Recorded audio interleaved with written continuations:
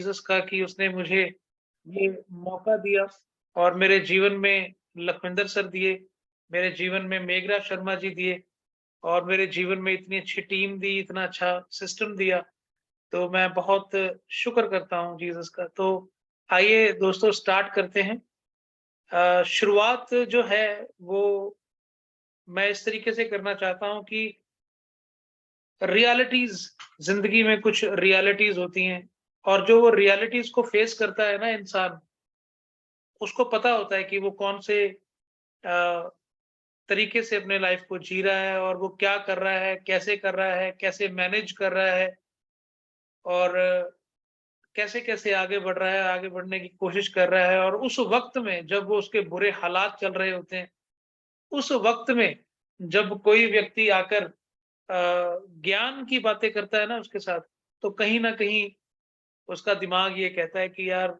ज्ञान मत दे, पैसा दे या ज्ञान ना दे, कोई धंधा दे, कोई जॉब दे, कोई बिज़नेस दे, ज्ञान नहीं चाहिए। तो दोस्त मैं उसी परिस्थिति में था और उन परिस्थितियों में से मैं निकला हूँ और मैंने जब देखा कि हाँ, अभी वो परिस्थितियों से गुज़रने के बाद मैंने जब देखा तो मैं बहुत टूट चुका था। तो शुरुआत करता हूँ।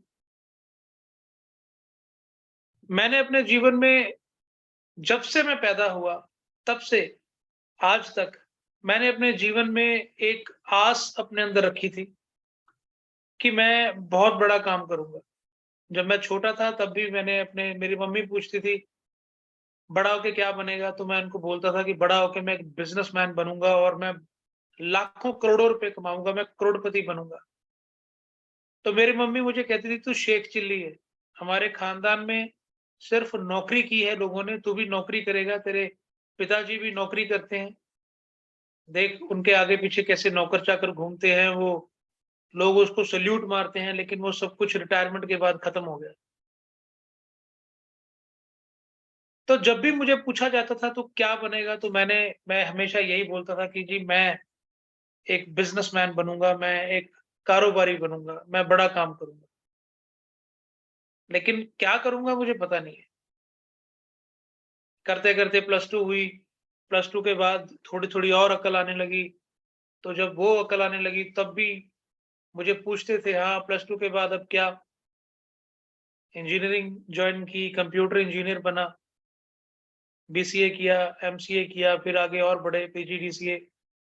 तो ये सारी चीज़ें करने के बाद मेरे दिल में ना एक बहुत बड़े ख्वाब थे, बहुत बड़े मतलब एक ऐसा वो था ड्रीम पार्ट था कि मैं इतना पढ़ लिया, अब जैसे ही मैं बाहर निकलूँगा तो लोग बाहर खड़े हैं मुझे हायर करने के लिए और बोलेंगे, "बराड़ साहब आपने कर लिया ये? आ जाओ, अब आप हमारे पास आ जाओ, ये लो जी आपका सैलरी पैकेज, आपको 1 लाख रुपया महीने का देंगे, आ जाओ आप, हमारी कंपनी की शोभा बढ़ाओ।"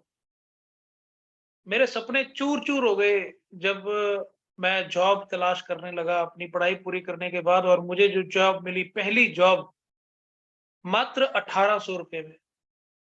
मेरा दिल टूट गया। मैंने बोला यार इतनी पढ़ाई करने के बाद ₹1800 यार, क्या होता है ₹1800? चलो उस टाइम ₹1800 की ठीक-ठाक वैल्यू थी क्योंकि मैं अकेला था। मैं बात कर रहा हूँ 98 की, 97-98 की।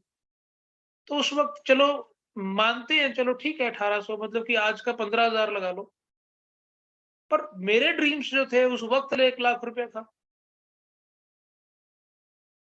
फिर मैं और धीरे-धीरे बढ़ता गया और ऐसे ही आगे-आगे बढ़ता-बढ़ता मेरी तनख्वाह 3000 हो गई और जब मेरी तनख्वाह ₹3500 हुई, तो मेरी शादी हो गई 2006 में और जब मेरी शादी हो गई, तो उसके बाद मेरी तनख्वाह जो थी वो करते-करते मेरा एक पहले बेटा आया और जब मेरा बेटा हुआ तो वो बेटा 1 साल का हुआ तब मेरी जाकर 7500 सैलरी हुई, ₹7500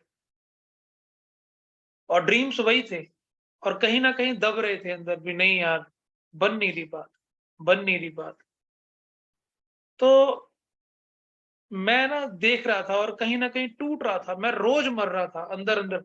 मैं ये सोच रहा था सपने नहीं होते हैं यार, सपने होते नहीं है, मत देखो, सपने मत देखो, कुछ नहीं होता सपना-सुपना, ये बस यही है नौकरी-नौकरी। मेरी मम्मी बिल्कुल ठीक कहती थी कि जॉब-जॉब ढूँढ ले, कोई बढ़िया सा कर ले, बस यही है 40-50 साल जॉब करो, रिटायरमेंट लो, अगर सरकारी नौकरी मिल गई तो बल्ले-बल्ले, नहीं मिली तो थल्ले-थल्ले, देखेंगे भाई क्या चलेगा।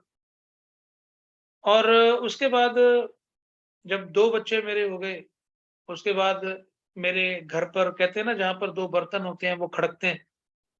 तो मेरे घरवालों ने मुझे घर से निकाल दिया, मेरे मम्मी-पापा ने, हम लुधियाना में रहते थे और वहाँ से मुझे घर से निकाल दिया, बोले कि आप तो खर्चा ज़्यादा करते हो, आप 4 लोग हो, पैसे देते हो आप ₹7,000 घर पे, लेकिन आपका खर्चा 10,000 है। तो आपको पता लगेगा जब आपको किराया देना पड़ेगा, बिजली का बिल देना पड़ेगा, आटा लाना पड़ेगा, बच्चों की फीस देनी पड़ेगी, फिर आपको पता लगेगा कि 1 महीने का खर्चा कितना होता है। तो मेरे मम्मी-पापा ने मुझे घर से निकाल दिया। तो मैं घर से निकला, तो मैं लुधियाना में रहना नहीं चाहता था, क्योंकि मुझे पता था कि कहीं न कहीं अगर मैं गिरूँगा तो मुझे अपने माँ-बाप की याद आ जाएगी और मैं वापस चले जाऊँगा और मुझे वो नहीं चाहिए, क्योंकि मैं खुददार हूँ शुरू से और मेरे खून में ये चीज़ है कि मैं शुरू से खुददार हूँ, मुझे ये चीज़ें अच्छी नहीं लगती। तो मैंने क्या किया, मैं पटियाला, मेरा एक दोस्त था, उसका डीजे का काम था। मैंने उसको कॉल किया, तो कुदरती उसने बोला, "यार क्या कर रहा है आजकल? मुझे एक बंदा चाहिए, तू आजा मेरे पास।" मैं कहा, "हाँ यार, मैं आ रहा हूँ।" तो मैंने सामान उठाया और पटियाला आ गया। ये 2013 की बात है। 2013 में जब मैं पटियाला में आया तो आके यहाँ पर उसने मुझे एक किराए पे घर लेके दिया और मुझे सैलरी ऑफ़र की ₹15,000। तो मैं बहुत खुश था कि कहाँ 7,000, कहाँ 15,000, लेकिन कहीं न कहीं एक डर भी था, अभी खर्चे भी बढ़ गए, अब क्या करेंगे खर्चों का। तो वहाँ पर जब मैं आगे पहुँचा, पर एक दिल में खुशी थी कि मैं सेल्फ मेड बन गया, मैं अपने पैरों पर खड़ा हो गया। अब मैं इस घर का मालिक हूँ, मैं इस घर का राजा हूँ, जो मैं कहूँगा वो इस घर में होगा। हम खुश थे बहुत, मेरे बच्चे, मेरी वाइफ़, हम सब बहुत खुश थे। हमें ऐसा फ़ील हो रहा था जैसे हम कहीं कैद से छूट गए, हमें ऐसा फ़ील हो रहा था। तो उसके बाद क्या हुआ कि मैंने दिन-रात काम करना स्टार्ट किया, क्योंकि मेरे सपने थे और मेरे सपने जब थे तो मुझे ऐसा लग रहा था कि 15,000 पर पहुँच गया हूँ, तो 1.5 लाख पर भी पहुँचूँगा। ज़ीरो ही बढ़ानी है, पहुँचूँगा मैं, करूँगा। तो मेरे जो मालिक थे, उन्होंने मुझे क्या ऑफ़र किया, कहते हैं, "अभी भाई हम मुझे ना यहाँ पर एक होटल है पटियाला में, इकबाल इन 5 स्टार प्रॉपर्टी है।" तो उन्होंने मुझे ऑफ़र किया, कहते भी अगर आप सुबह, दोपहर, शाम 3 सेशन थे वहाँ पर, मीटिंग्स होती थी, पार्टीज़ होती थी, शादियाँ होती थी, तो वहाँ पर मुझे म्यूज़िक प्ले करना होता था, डीजे का काम। मैं एज़ अ जस्ट जॉकी वहाँ पर प्ले करता था म्यूज़िक। तो वो मुझे कहते थे कि आपको 15,000 सैलरी देंगे और जितनी भी आप मीटिंग्स को, पार्टीज़ को जॉइन करोगे, उसको प्ले करोगे, तो ₹300 आपको एक्स्ट्रा मिलेगा। तो मैंने उनको पूछा, आप कहाँ-कहाँ पर म्यूज़िक चलाते हो? बोले सुबह 5 बजे हमारे जिम में म्यूज़िक चलता है, उसके बाद लगभग 9 बजे से लेकर 1 बजे तक होटल में चलता है, फिर 1 बजे से लेकर 3-4 बजे तक एक अलग सेशन होता है और फिर रात को 9 बजे से लेकर सुबह 3 बजे तक एक अलग सेशन होता है। तो मैंने काउंटिंग की कि 3-300 रुपया अगर मैं ऐसे जोड़ूँगा, तो कितना 1200 रुपए जो है, वो मैं कमा सकता हूँ अगर मैं चारों सेशन अटेंड करूँ। 1200 एक हो गया, 15,000 जो मुझे मिल रहा है वो अलग मिल रहा है। तो मैंने बोला हाँ, मैं करूँगा। तो मैं दोस्तों सुबह 5 बजे पहले जिम जाता था और जिम में मैं म्यूज़िक प्ले करता था। उसके बाद लगभग 8 बजे मैं वापस घर आता था। 8 बजे पूरा एकदम तैयार होकर, नहा-धोकर, थोड़ा-सा नाश्ता कर कर, उसके बाद मैं चला जाता था सीधा अपने काम पे। वहाँ पर 9 बजे मेरी ड्यूटी ऑन थी और 9 बजे से लेकर सारा दिन, सुबह का सेशन, दोपहर का सेशन, रात का सेशन लगाकर ढाई से 3 बजे रात को, अर्ली इन द मॉर्निंग 2:30 से 3 बजे रात को मैं घर आता था और 3 बजे आके मैं लेटता था और मैं अपनी वाइफ़ को स्ट्रिक्टली बोलता था कि मुझे साढ़े 4 बजे उठा देना। तो वो 1.5 घंटा मैं सोता था और साढ़े 4 बजे उठकर मैं तैयार होकर सीधा जिम, 5 बजे से लेकर फिर से मैं वहाँ म्यूज़िक प्ले करता था, 8 बजे घर आता था, नहा धो के नाश्ता करके 9 बजे फिर निकल जाता।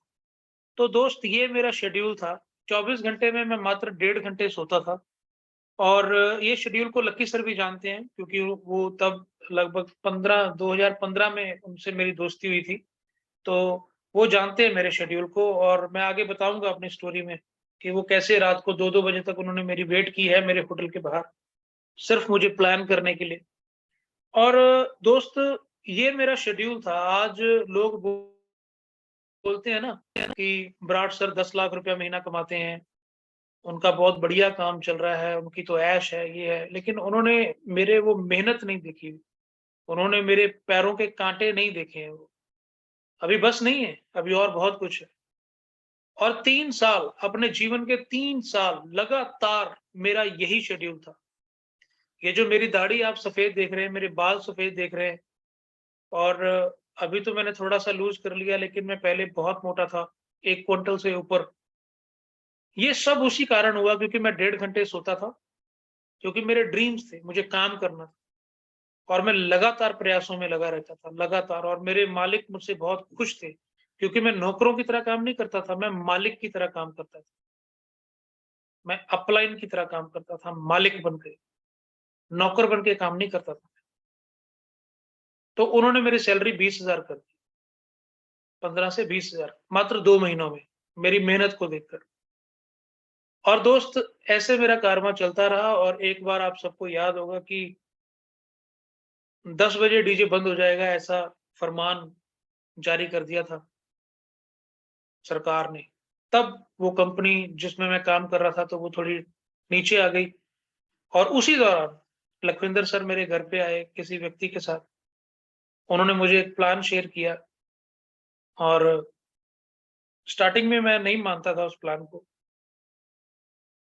लेकिन मैं जानता था, मैं 98 से नेटवर्क मार्केटिंग में हूँ। मैं नेटवर्क मार्केटिंग की पावर को जानता था।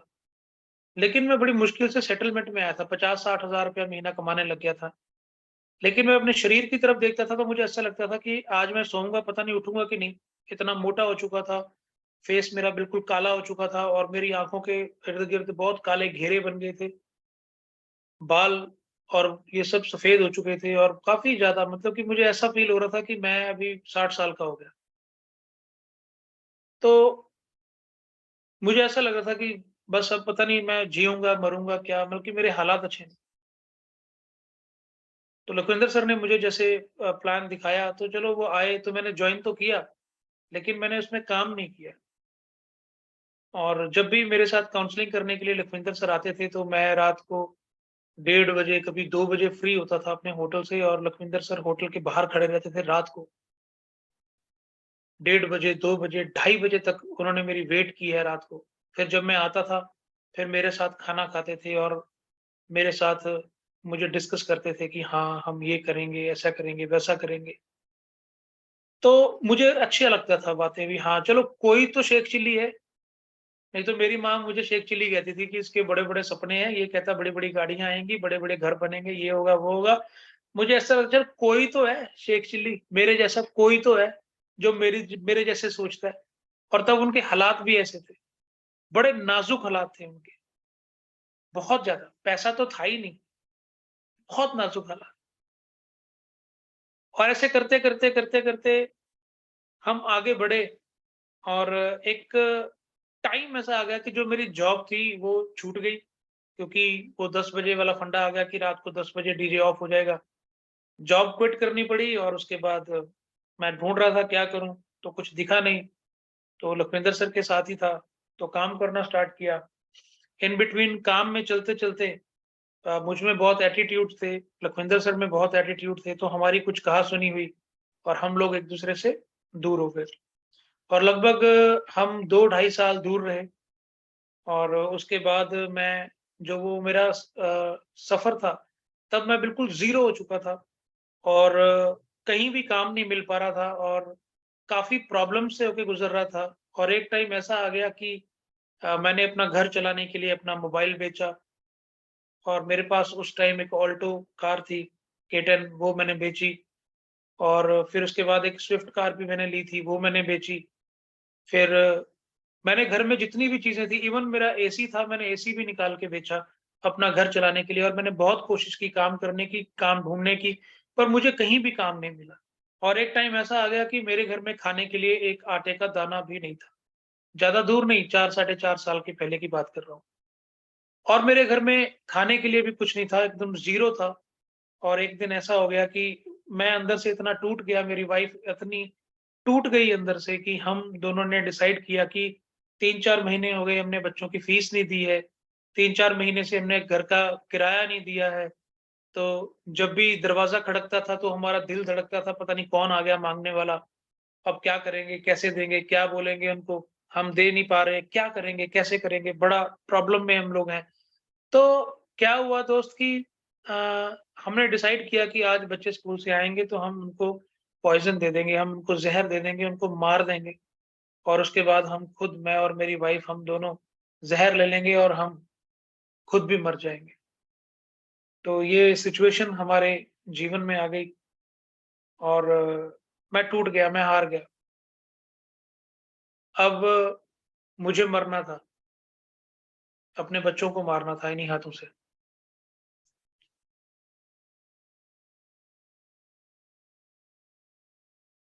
दोस्त, इस सिचुएशन में से ना भगवान किसी दुश्मन को भी ना निकाले। ये सिचुएशन जैसे मैंने बड़ी आसानी से बोल दी आपको, आपने सुन ली, लेकिन आज भी मेरा दिल काँपता है। ये सिचुएशन किसी के भी जीवन में ना आए और उस वक़्त जब हम ये सब कुछ करने वाले थे, तो मेरा एक दोस्त है, उसका वो घर आ गया, एक अचानक से घर आ गया। मुझे नहीं पता था कि वो आएगा और आके पूछ रहा है, "बराड़ साहब कहाँ पे हो आप? मिल नहीं रहे हो, कहाँ पर रह रहे हो?" तो मैंने इनको बोला कि यार ऐसा-ऐसा है कि मेरे जीवन में कुछ दिक्कतें हैं, प्रॉब्लम्स हैं। तो उसने मुझे बोला, "यार अभी तू क्यों सफ़र कर रहा है? अभी चल मेरे साथ।" मैंने बोला, "कहाँ लेके जाएगा?"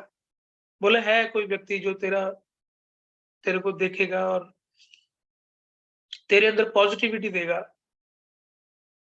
मैं कहा, "ठीक है, चल भाई।" मैं और जब बुरे हालात होते हैं तो कभी मंदिर, कभी मस्जिद, कभी किसी बाबा के पास, कभी कोई धागा, कभी तावीज़, कभी कुछ, हर जगह जिसने जो बताया मैंने वो किया।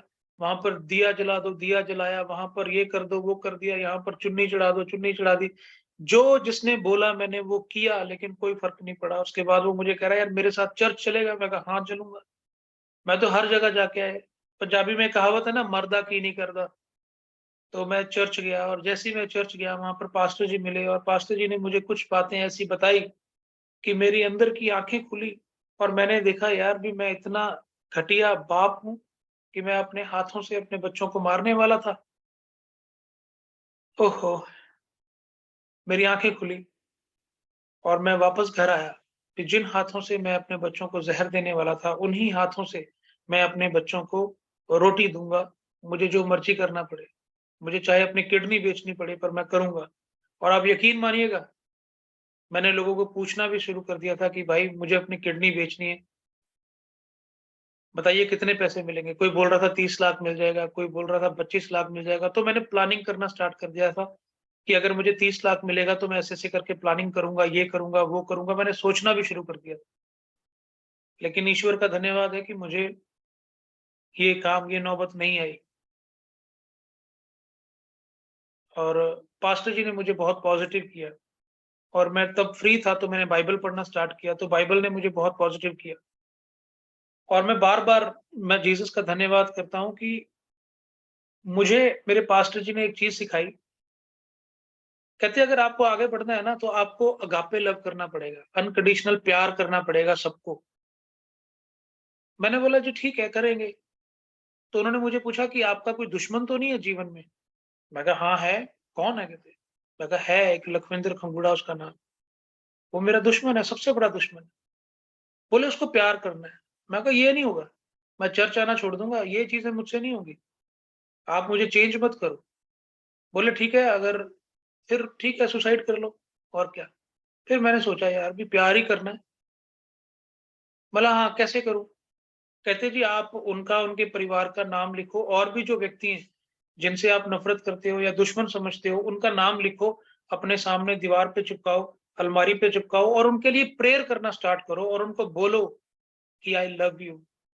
आप बोलो, आप बोलो खुदा के सामने कि मैं उनसे प्यार करता हूँ, खुदा उनके दिल में भी प्यार डाल। तो मैंने ऐसे ही करना स्टार्ट कर दिया। उस दिन से मैंने पूरे दिल से अपने सबको, जितने भी जिनको मैं बुरा समझता था, उनको मैंने माफ़ किया।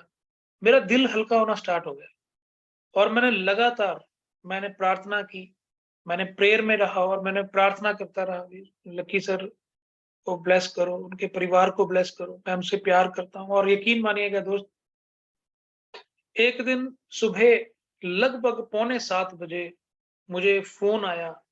मैंने फ़ोन उठाया, वो अननोन नंबर था, क्योंकि लकी सर का नंबर तो मैंने ब्लॉक में डाला हुआ था। अननोन नंबर से फ़ोन आया, मैंने फ़ोन उठाया तो वो लकी सर का वो आवाज़ थी, उनकी आवाज़ सुनते ही मैं रोने लग गया। मैं रो इसलिए ल रहा था कि मेरा जीसस मेरी आवाज़ को सुन रहा था और उसने मन बदल दिए, मेरा भी और लकी सर का भी। लकी सर भी बहुत रोए। हम दोनों रोए और माफ़ी माँगी एक-दूसरे से। फिर वो घर आए।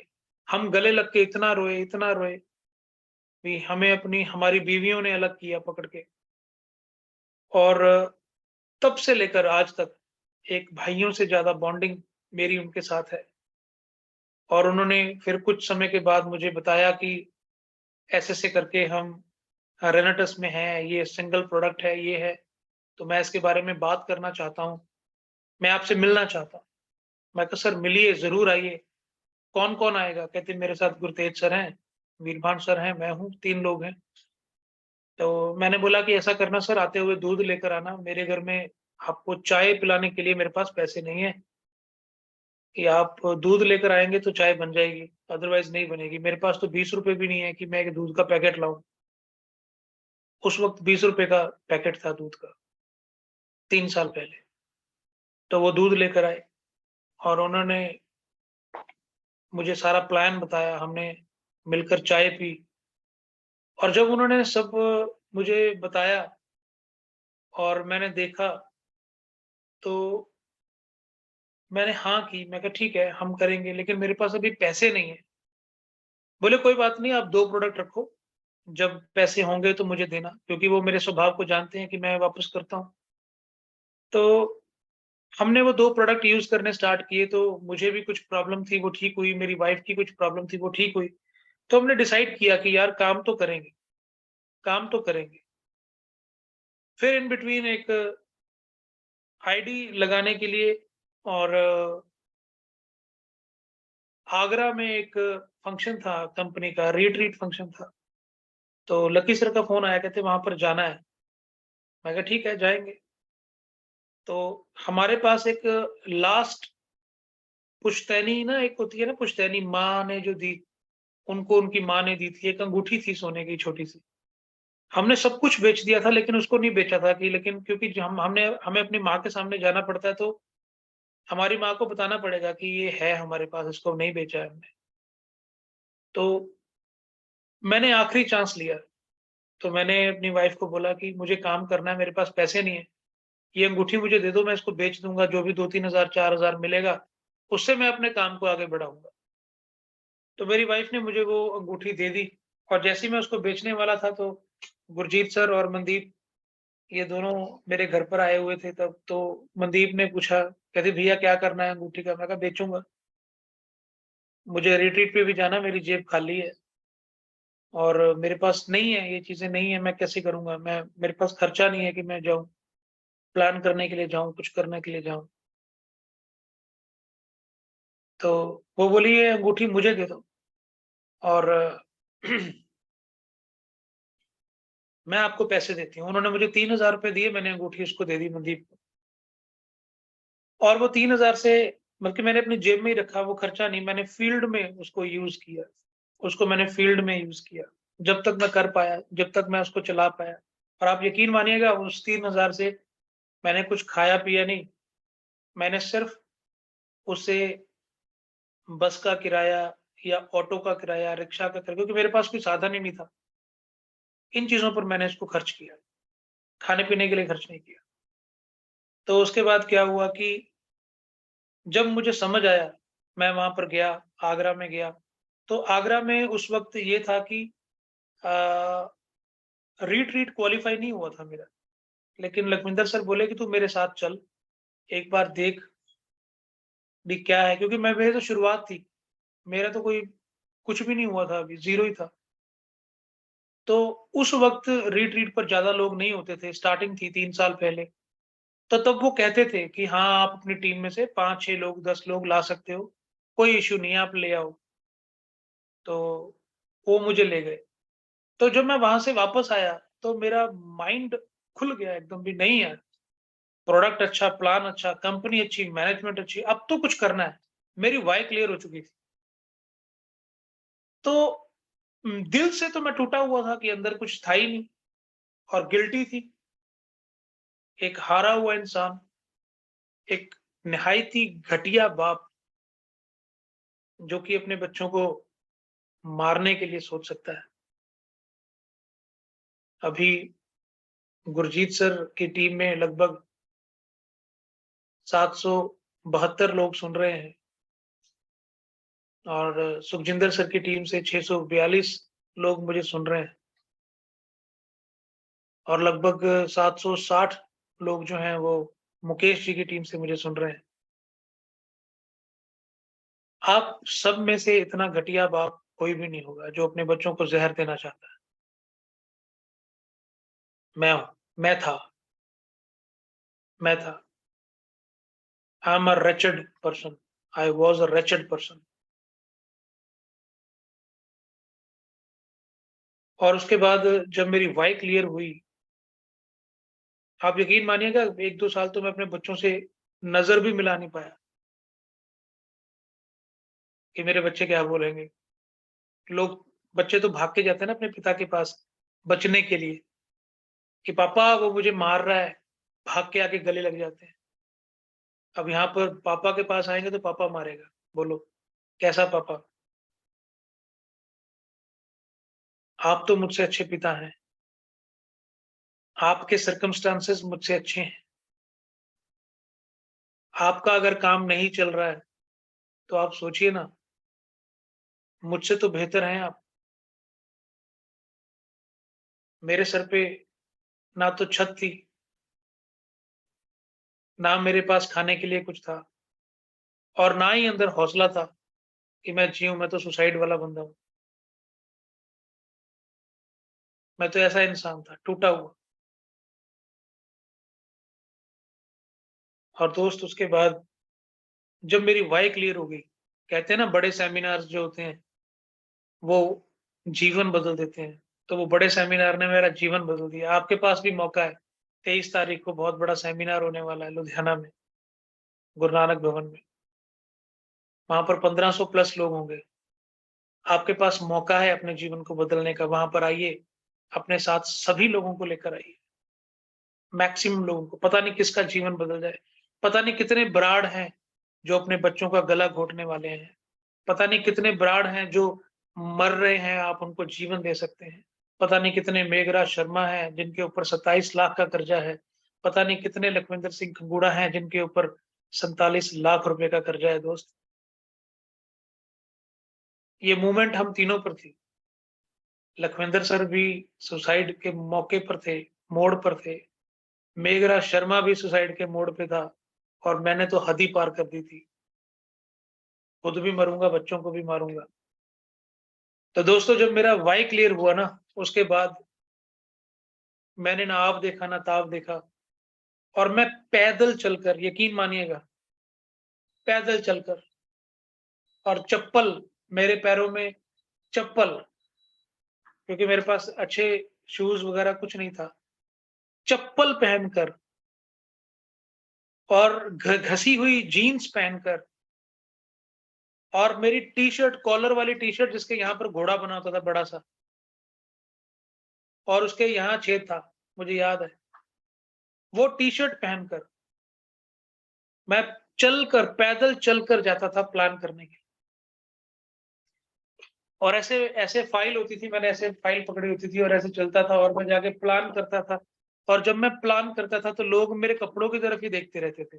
मेरी चप्पल की तरफ देखते रहते थे और मैं कुर्सी के पीछे अपने पैर छुपाता रहता था, अंदर भी इनका ध्यान इसकी तरफ ना ही जाए तो अच्छा है। और लोग मुझ पे हँसते थे और मैं उनको एक ही बात कहता था कि आज आप मेरी चप्पल मत देखिए, प्लान देखिए, प्रोडक्ट देखिए, आने वाले समय पर कहीं आपको पछताना ना पड़े। तो वो लोग हँसते थे, बोलते थे ठीक है आपको बताएँगे, लेकिन कोई बताता नहीं। ऐसे ही मैं प्लान करने के लिए गया तो एक लेडीज़ के पास में प्लान करने के लिए गया तो वो बोली, "सर आप किस पे आए हैं मेरे पास?" मैंने बोला, "जी बस में आया हूँ।" "तो अगर मैं आपके साथ जॉइन करूँगी तो हम काम कैसे करेंगे? फ़ील्ड कैसे करेंगे?" मैं कहा, "जी बस पे करेंगे, रिक्शा पे करेंगे, ऑटो पे करेंगे।" कहती, "ऐसे तो काम नहीं चलता।" मैं कहा, "मैं चला के दिखाऊँगा।" "नहीं आपके पास गाड़ी तो होनी चाहिए।" मैं कहा, "नहीं गाड़ी-गुड़ी कुछ नहीं है मेरे पास। लेकिन 3 महीने बाद होगी ये बिल्कुल क्लियर है। और अगर आप चाहती हैं कि 3 महीने बाद आपका भी कोई मुकाम हो तो आज आपको मुझे जॉइन करना पड़ेगा। मेरे पास गाड़ी नहीं है पर मेरे पास हौसला है, मेरे पास नॉलेज है।" मुझे याद है दोस्तों, उस लेडीज़ ने 10 प्रोडक्ट के साथ मुझे जॉइन किया था और हमने काम भी किया बस में।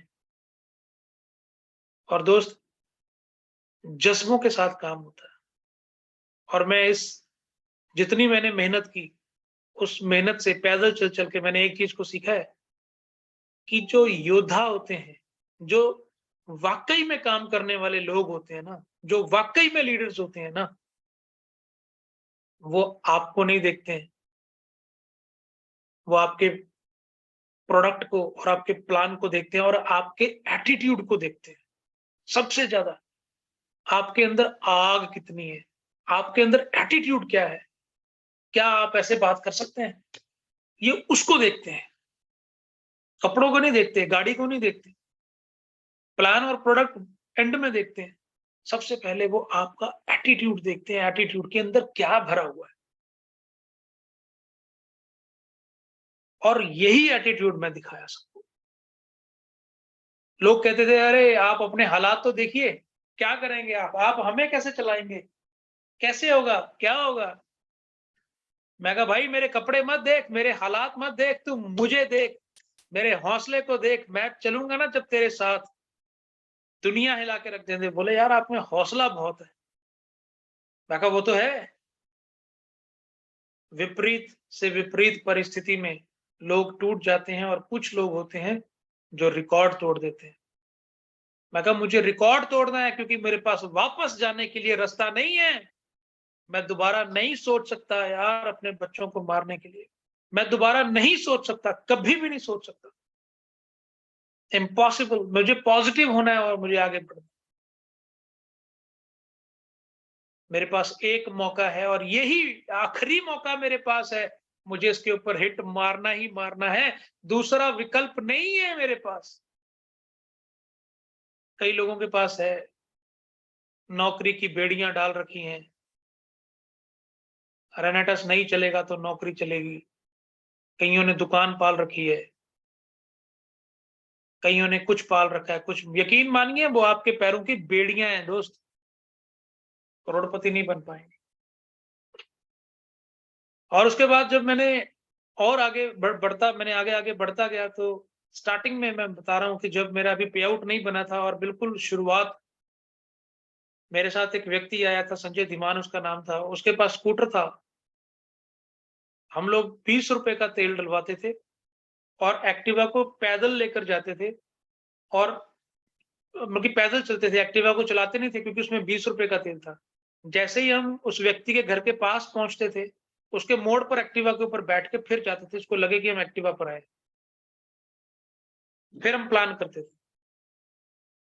तो एक उनकी बुआ जी की आईडी ₹2160, उस वक़्त ₹2160 की आईडी आती थी।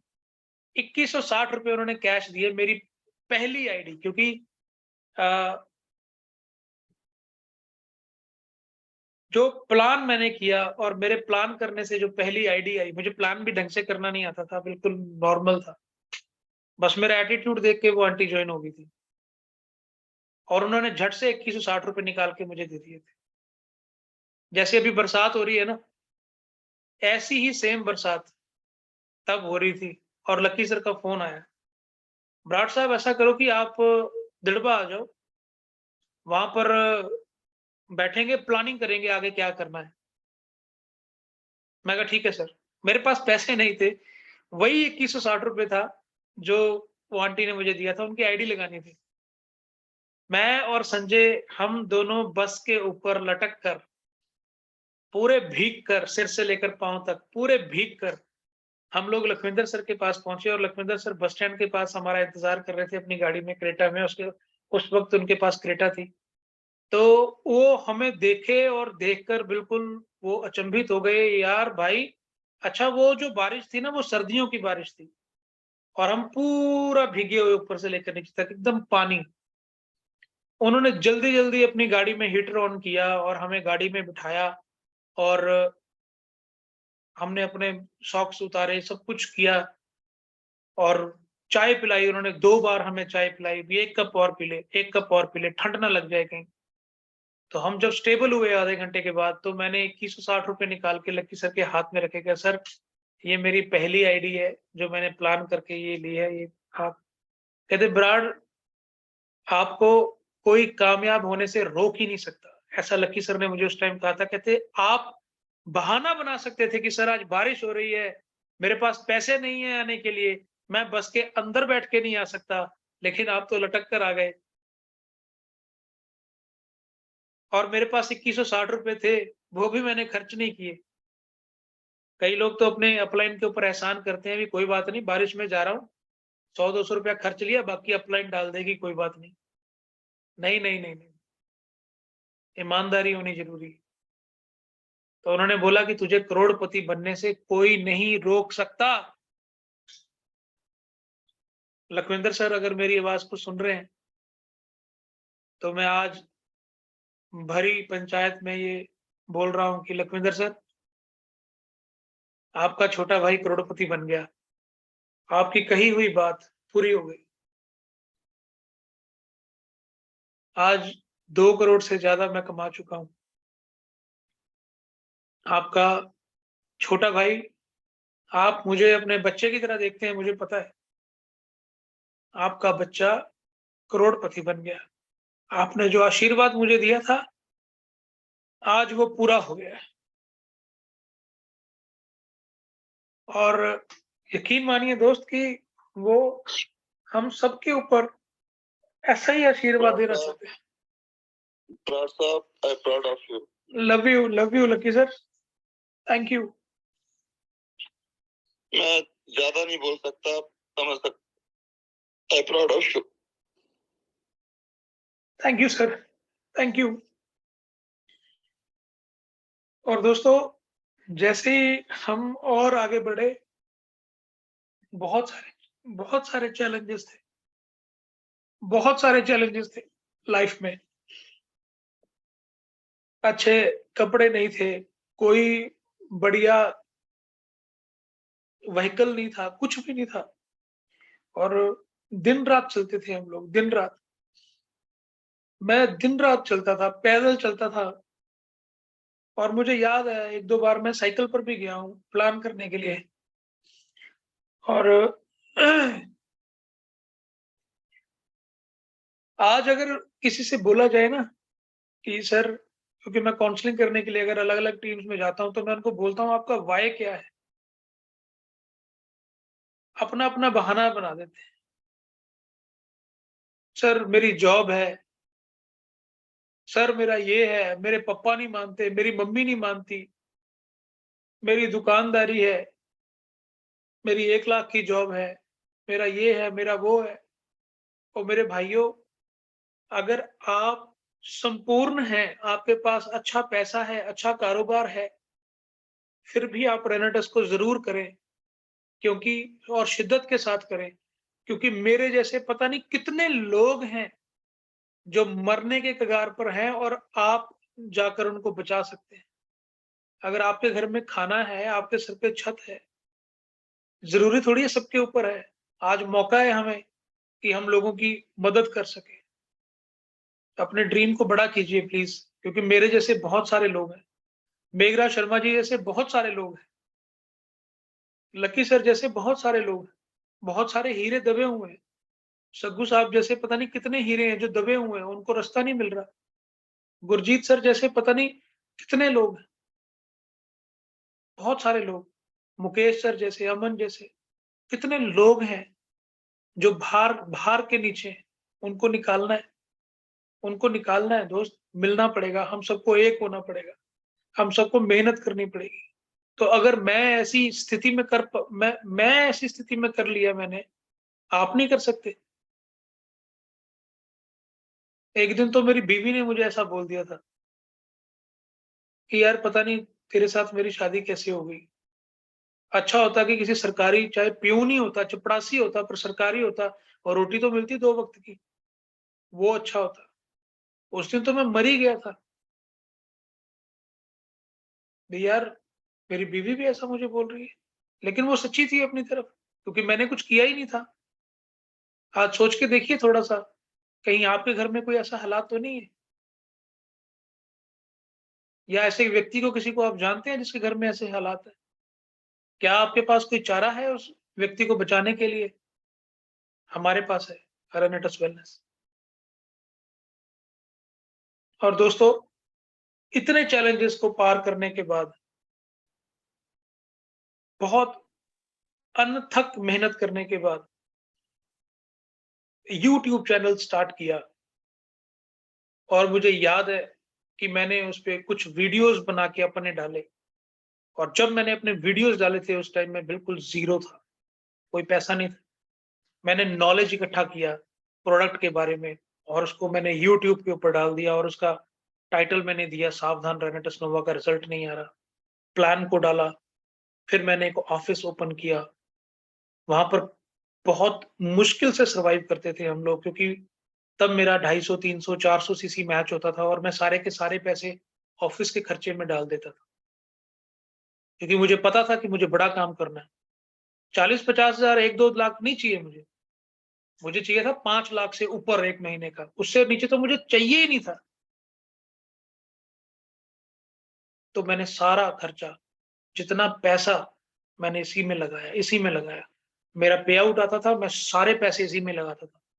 वीकली मीटिंग करते थे हम लोग, मैं ऑफ़िस का खर्चा करते थे, 1 टू 1 करते थे, आज भी 1 टू 1 मैं करता हूँ, और सारा खर्चा मैं इसी में लगाई गया, लगाई गया, लगाई गया, लगाई गया। और आज एक ऐसा मोड़ आ चुका है मेरे जीवन का, मैंने अपनी वाइफ़ को लगभग 9.5 लाख रुपए की गाड़ी ऑटोमेटिक गिफ्ट की। विक्ट्री इंटरनेशनल ने मुझे सपोर्ट किया, और रेनेटस वेलनेस के माध्यम से ये सब कुछ पॉसिबल हुआ। और जो मैंने मेहनत की थी पैदल चल के, बसों पर लटक-लटक कर, भीग-भीग कर, उन सारी चीज़ों से 20 लाख की क्रेटा गाड़ी मैं एन्जॉय कर रहा हूँ आज। मैंने अपने बेटे को, अभी पहले भी एक एक्टिवा था, अभी लेटेस्ट 1 डेढ़ हफ्ते पहले मैंने उसको ब्रांड न्यू एक और एक्टिवा लेके दी है स्कूल जाने के लिए। बड़े हो गए हैं बच्चे। 2.5 से 3 करोड़ का मेरा घर बन रहा है, और उस घर में स्विमिंग पूल है, जिम है, लिफ्ट है, 7 स्टार प्रॉपर्टी बनाएँगे उसको। तो अगर मैंने शुरुआत पैदल चलकर ना की होती, और अगर मैं ये सोचता रहता कि चप्पल की जगह जब बूट आएँगे तब काम करूँगा, तो दोस्त आज भी मैं भिखारी होता। The league of 1000 miles starts with a single step. आप एक सफर को शुरू करना चाहते हैं तो सबसे महत्वपूर्ण है आपका पहला कदम। आज मौका है दोस्त, पहला कदम उठाइए। जो कुछ आपके पास है वहीं से शुरुआत कीजिए। वेट मत कीजिए कि ऐसा होगा तो ऐसा करेंगे, ऐसा होगा तो ऐसा करेंगे। मैं बहुत खुश हूँ, मेरे भाई गुरविंदर जी, डॉक्टर गुरविंदर जी लुधियाना से, उन्होंने क्रेटा गाड़ी बुक करवा रहे हैं 17 तारीख को। मैं बहुत खुश हूँ उनके लिए, क्योंकि उन्होंने इनिशिएटिव लिया है। मेरी 2-3 बार उनसे मीटिंग्स हुई हैं। उन्होंने इनिशिएटिव लिया कि हाँ, वो आज भी जॉब कर रहे हैं, 1 लाख रुपया सैलरी ले रहे हैं वो। लेकिन उन्होंने बीड़ा उठाया है कि मेरे जैसे पता नहीं कितने ब्राड होंगे जिनको आज वो बचाएँगे। पता नहीं कितने मेघराज शर्मा होंगे जो कर्जे के नीचे दबे हुए हैं, उनको वो बचाएंगे। अगर आज परमेश्वर ने उनको 1 लाख रुपया हर महीने दिया है अपनी ट्रेडिशनल जॉब में से, आज वो उस जॉब को छोड़कर फुल टाइम रेनेटस वेलनेस को देने वाले हैं दोस्त। सोच कर देखिए, अगर वो इतना बड़ा डिसीजन ले रहे हैं और 17 तारीख को क्रेटा गाड़ी टॉप मॉडल वो बुक करवा रहे हैं, अगर वो डिसीजन ले रहे हैं, आप कहां पर स्टैंड करते हैं? प्लीज अपने आप को देखिए। मेरे छोटे भाई चंदन अरोड़ा जी हैं, जो यहीं से पटियाला से हैं, उनका कार एक्सेसरीज का काम, और कल शाम को उन्होंने मुझे प्रॉमिस किया है कि वो भी 1.5 लाख रुपया महीने का कमाते हैं अपनी दुकान में से। बहुत अच्छी शॉपिंग है, बहुत अच्छा उनका शोरूम है। वो उन्होंने प्रॉमिस किया कि सर मैं फुल टाइम आपके साथ आ रहा हूँ, और आज वो मीटिंग में भी मौजूद है, फुल टाइम आपके साथ है। दोस्त, अगर वो 1.5 लाख महीना कमाने वाले एक बिजनेसमैन ये डिसीजन ले सकते हैं, आप कहां पर स्टैंड करते हैं? एक बार सोचिए, सोच के देखिए। आज मेरे जीवन में खुशियां ही खुशियां आ रही हैं। आज हम कहीं भी जाते हैं, अभी लास्ट वीक में सारा सारा हफ्ता मैं और गुरजीत सर फील्ड में थे। हम निकले सबसे पहले पीलीभीत, उसके बाद हम लोग पलिया गए, उसके बाद हम नेपाल गए। नेपाल में हमने काफी वहां पर एंजॉय किया, काम भी किया। फिर उसके बाद नेपाल से सीधा ड्राइव की बिना रुके, सीधा ग्वालियर एमपी। रात को 1:30 2 बजे वहां पर पहुंचे हम लोग। फिर लगातार दे प्लान ले प्लान, दे प्लान ले प्लान। एक हफ्ते में आई थिंक हमने 150 लोगों को टच किया, 150 लोगों से 1-to-1 बात की। और हमारी जो वर्किंग थी वो प्रैक्टिकल 4 दिन की रही, बाकी ट्रैवलिंग में समय निकल गया। गाड़ी में गए थे, मैं अपनी गाड़ी लेकर गया था, और कम से कम 150 लोगों को हमने 1-to-1 कैच किया। और आज, और अगर मैं अपनी कमाई की बात करूं, तो मेरी जो एवरेज है वो 8 से 10 लाख हर महीने की एवरेज। और दोस्त, ये सब कुछ कैसे पॉसिबल हुआ पता है? सिर्फ एक चीज, आपकी वाई करना क्यों है, आपकी वाई करना क्यों है। और अगर हम अपनी वाई को क्लियर कर लेना दोस्त, मुझसे बेहतर इंसान आप हैं, मुझसे अच्छे दिखने वाले आप हैं। मैंने -100 से शुरुआत की थी, 0 से नहीं की थी मैंने, -100 से की थी, क्योंकि मैं तो डूबा हुआ था। -100 से मैंने शुरुआत की थी, आज मैं 10 लाख तक पहुंच गया हूं। आप तो 10, 20, 40 हजार कमा रहे हैं, या कम से कम 0 से शुरुआत करेंगे। क्या आप में से कोई व्यक्ति है जो अपने बच्चों को जहर देने वाला है? नहीं है भाई। कर लो, कर लो। आपका जीवन आपके परिवार के लिए बहुमूल्य है, आपके सपने आपके परिवार के लिए बहुमूल्य है, और आपके परिवार के सपने आपके लिए बहुमूल्य होने चाहिए। आपके पास मौका है, वही प्रोडक्ट, वही प्लान, वही विक्ट्री इंटरनेशनल, और वही सब कुछ मेरे पास है, और वही कुछ आपके पास है। वही सारी चीजों से आज मैं 10 लाख महीना कमाता हूं। उन्हीं सारी चीजों से आप बताइए आप कितना कमाते हैं? वही लकी सर मेरे पास है, वही आपके पास है। आप बताइए कितना कमाते हैं? मैं तो 10 लाख कमाता हूं। और भरे मंच में मैं बोल रहा हूं, 21 मार्च 2024 मेरी फॉर्च्यूनर टॉप मॉडल आ रही है, और 21 मार्च 2025, क्योंकि 2 साल मेरे घर को लगेंगे बनने के लिए, पूरा उसको कंप्लीट होने के लिए, तब हम अपने गृह प्रवेश करेंगे। और गृह प्रवेश के अगले साल 2026 21 मार्च मर्सिडीज सी क्लास 72 लाख रुपए की वो आ रही है। दोस्त, बहुत कुछ बाकी है अभी, अभी तो शुरुआत हुई है, जस्ट बिगिनिंग। अभी तो बहुत कुछ होने वाला है। आप कहां पर हैं? मैं हूं आपका साथ देने के लिए। मेघराज शर्मा जी हैं आपका साथ देने के लिए। लखविंदर सिंह खंगूड़ा जी हैं आपका साथ देने के लिए। और यकीन मानिएगा, पैसा अपलाइन कमाती है। ज्यादा पैसा कौन कमाता है बताइए? अपलाइन की डाउनलाइन? कौन कमाता है? सबसे ज्यादा पैसा अपलाइन कमाती है। तो कृपया आप अपलाइन बन जाइए। जो अपलाइन जिम्मेवारियां लेती है वो आप लेना स्टार्ट कर दीजिए। और 23 तारीख की तैयारियां कीजिए। मेघराज शर्मा जी की फॉर्च्यूनर का सेलिब्रेशन है, बहुत धूमधाम से करेंगे और बहुत बड़ा कारवा स्टार्ट करेंगे दोस्त। तब देखना शुरुआत होगी विक्ट्री की, तब 4x4 महाकुंभ। और 17 तारीख को गुरविंदर जी की, मेरे छोटे भाई की गाड़ी बुक करवानी है लुधियाना में, वहां पर भी आइए। वो उनकी गाड़ी नहीं, वो आपकी गाड़ी भी हो सकती है। और भाइयों, एक और चीज मैं बताकर मैं वाइंड अप करूंगा।